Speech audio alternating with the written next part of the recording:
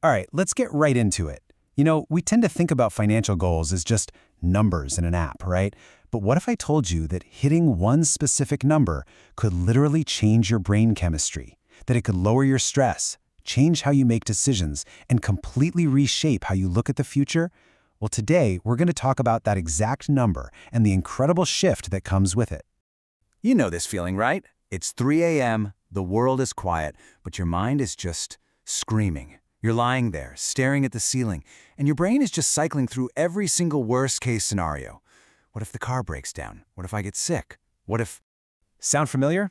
Yeah, if that hits a little too close to home, trust me, you are not alone. That constant, nagging hum of money stress, it's a reality for so many of us. But here's the thing, it doesn't have to be. So, let's first dig into what that world looks like. I call it the midnight money worries, because, well, that's when they feel the loudest. And we're not talking about some vague, far-off fears. No, these are the real, tangible things that can pop up any day. When you don't have a safety net, a check engine light isn't just a hassle. It's a full-blown crisis that could wreck your entire budget. A sick pet, that suddenly becomes a heartbreaking choice between your finances and a family member. It feels like every single unexpected bill is just waiting to knock you off your feet. So what does living like this actually do to you day to day? Well, it puts you in a state I like to call life on financial defense. And this is so important. When you're in this mode, you're not making proactive choices about your life. You're constantly playing defense. Think about it. You're not buying the generic cereal because you prefer it. You're buying it because you have to. You're not saying no to dinner with friends because you're tired. You're saying no because you know that $25 could throw off your whole week. You're always reacting, never planning. Always defense, zero offense. And this right here is maybe the best way to understand the difference. Without savings, a check engine light is a catastrophe. Your heart sinks, your mind starts racing. How much is this going to cost? Can I even afford it?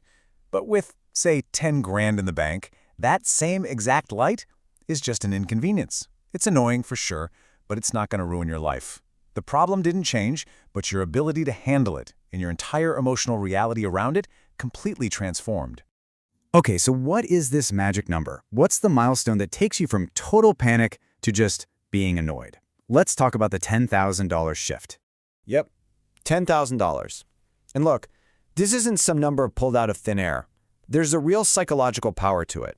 It's this critical tipping point, the line between feeling vulnerable all the time and finally feeling a sense of real security. Why?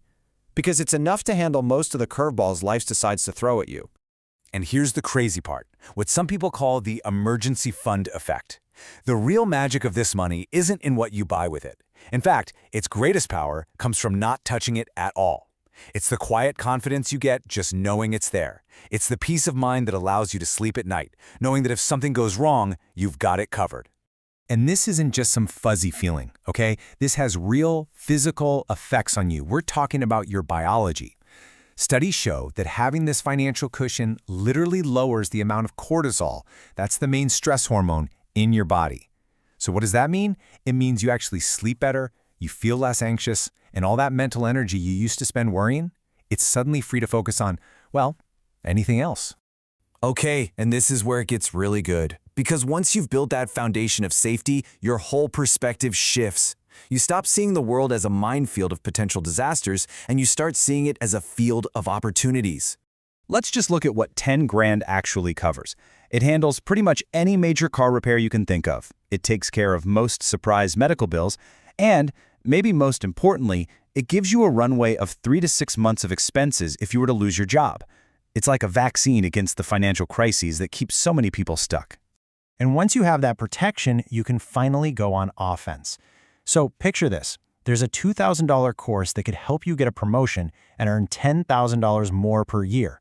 Without savings, that $2 grand might as well be $2 million. It's just not happening. But with that $10,000 foundation, it's an obvious investment in yourself. That's what I mean when I say the safety net becomes a launch pad. But honestly, the biggest change of all isn't about the money. It's not even about the new job opportunities. The most powerful transformation happens inside you. It's about your identity. Because, let's be real, the hardest part isn't just the mechanics of saving money. The hardest part is becoming the kind of person who is a saver. That's the real win. Once you change your identity, the behavior sticks for good. And anyone who's done this knows it's not a straight line.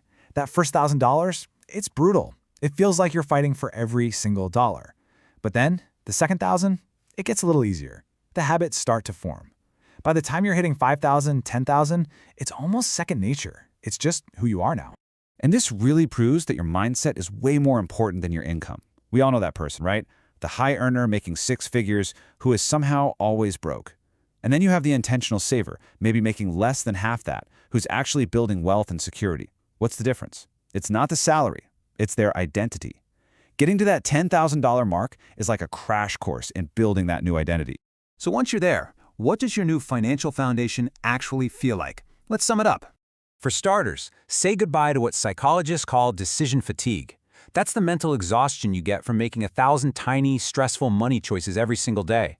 Can I afford this coffee? Should I get the cheaper brand? When those questions disappear, all that brain power is freed up for the big picture. You finally have breathing room. And that really brings us to the heart of it all. The $10,000 is just a number. It's the goalpost. The real prize is the person you become on the journey to get there. The person who has discipline, who thinks about the future, who has patience. That version of you is the real reward. So I want to leave you with this question. What would you do with more financial breathing room? If you weren't stuck in survival mode, what big goals would you chase? What would you build or learn or create? Because that is the freedom we're really talking about.